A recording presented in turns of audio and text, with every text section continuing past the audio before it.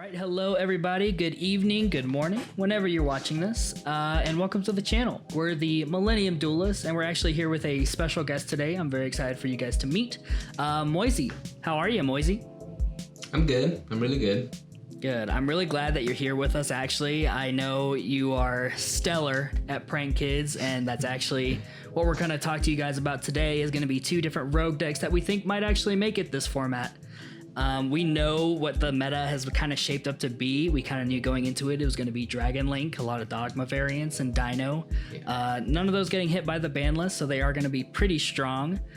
But yeah, these decks have been pretty consistently good, just a little bit outside of the reach of the kind of top tiers, tier 1, tier 2 spots. And we kind of want to break down, I guess, as to why. So, Moisey, what rogue deck are you playing right now?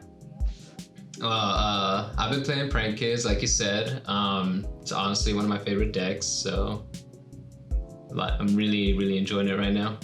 That's awesome. What do you think are the pros of this deck? Why is it so good? I would say, for one thing, it's really consistent because of the fact that it has a lot of one-card combos. As long as you have a Prank Kid, you can end on basically your go-to board first turn. And because it has a lot of one-card combos, it allows for a lot of variety in how you play. There's Adamantipator Prank Kids. There's Prank Kids that play more counter traps like Ice Dragon's Prison and Solemn Judgment. There's just normal base Prank Kids. And like I said, you can run a lot of hand traps, Ash, Droll, whatever you need to counter the format. So yeah, it has that. And then Grind Game is really strong for Prank Kids because of the way they recur resources with all their spell, trap, and monster effects. The Link 2s add 2 cards back to your hand, either on your turn or your opponent's turn. The spell Prank Kids Pranks, that card sends 3 Prank Kids cards back to your deck and draws 1 at the end of the turn. The trap sends 1 back to your deck, or sends as many cards as possible back to your deck. You're always going to have resources in that deck. Even if you desire to then get rid of some, as long as you have a little bit of Prank Kids in your deck, you can do what you need to do. I definitely feel that, especially playing against Prank Kids, because I've never personally played the deck myself, but I've played you and you've played it a lot. And really, man, that deck can grind. Yeah. Yeah, it's crazy. Yeah. What do you think has kind of kept it out of that maybe competitive realm of kind of tier 1, tier 2? We did see one Prank Kid deck list pop up in the top 16 of the LCS that just happened over this last weekend. We actually break that down in our other video. We'll go ahead and link that down below so you guys can check that out.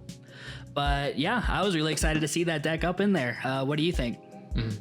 Oh, it always feels good to have some representation, especially with how good the deck I feel like it is. Always seeing it have people that play, people that top with it, just lets me know it's like, as long as this deck has a good pilot, I feel like it can do what it needs to do.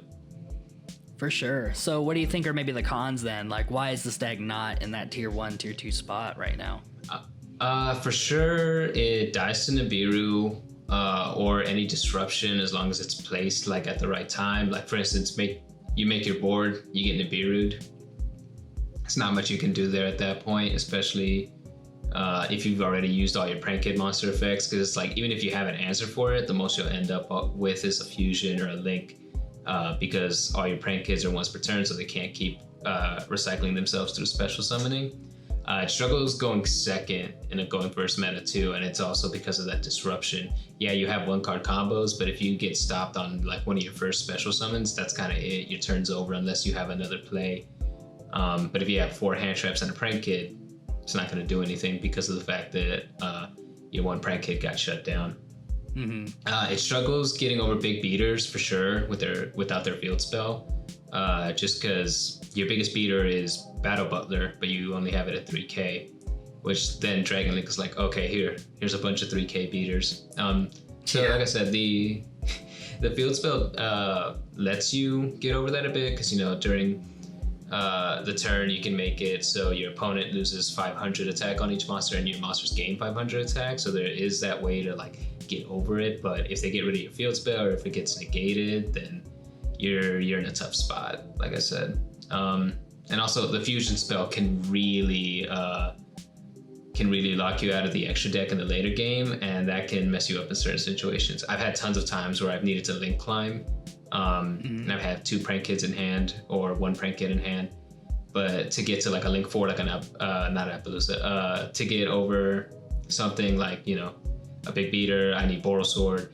Can't make the Boral Sword because the fusion spell that I need to use to get more prank kids on field locks me out of the extra deck for non-prank kid monsters. So it definitely has its drawbacks, and I think that's definitely what has kept it from shining as much as I wanted to.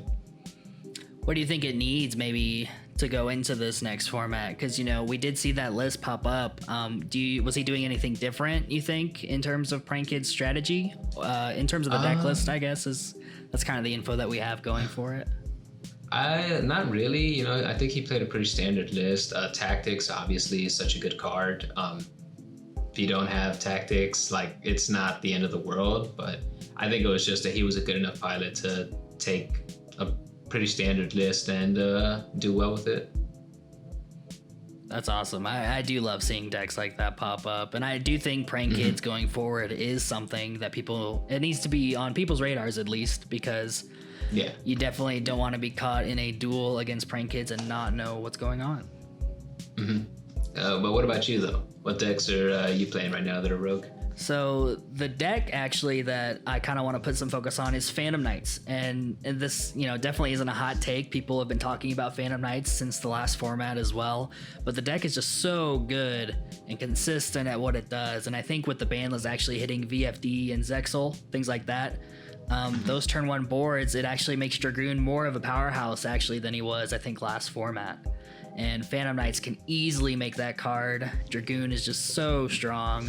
I think that card alone, you know, lets, you know, if you get Nibiru'd with Phantom Knights, you can definitely make that Link Spider, and if you just have an extender, you're able to go into that Anaconda to make that Dragoon, and I just think that's so powerful. And really, I think Phantom Knights as a deck, really, if it does go uninterrupted, so the fact that it can play hit through hand traps is really important, but then also if it does go uninterrupted, your end boards can be crazy. You can have multiple negate Appaloosa with the Dragoon. You have a break sword set up in your graveyard for your Bardiche, you know, to summon back. It's just a lot of interruptions, I think, and that's going to be really strong, I think, this coming format. Yeah, disruption is always good, and you have your traps too. That, I mean, Fog Blade will stop a turn if you place it well enough. So really versatile card, and it really just gives the deck a good grind game, I think.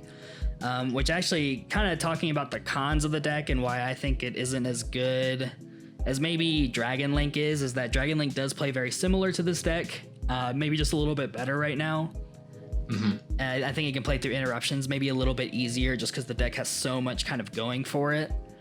But on top of that, I think going second, well, Phantom Knights I think is a very grindy deck in a sense that it can grind through multiple turns against control. Those decks like Dogma Invoked, like Dino, can almost kind of blow you out sometimes if they're able to go first and set up resources to out-resource you, out-manage what you're trying to do with the cards that you've been given. So it can be tough, I think, for sure. Okay. Yeah, and especially if you're not able to get into what you need in the extra deck. None of the Phantom Knights are big guys either. Like, they're all like 500 list attack, I think. Yeah, it can be pretty tough. And I think with the inclusion of maybe Raiders Knight into the Arc Rebellion Dragon, you know, you can kind of set up a one punch with that card. I think the deck really just has a lot going for it, and I think with the changes to the ban list and maybe what people are expecting to be good, I think Phantom Knights is definitely something that's going to come back up competitively, at least in this format. I could see it, honestly. Well, I think that about does it for us today. Honestly, we're very excited for both these Rogues decks to compete at the next level, and I think, if anything, now is maybe a format for them to do that. Yeah, I think so too, honestly, with the way we're seeing a bunch of versatility in the meta. For sure. Well, thank you guys for listening to us talk about some of our favorite decks. Let us know in the comments below what you think, rogue-wise at least, is going to do pretty well this format. What are people sleeping on? We want to know. So thanks for watching, guys.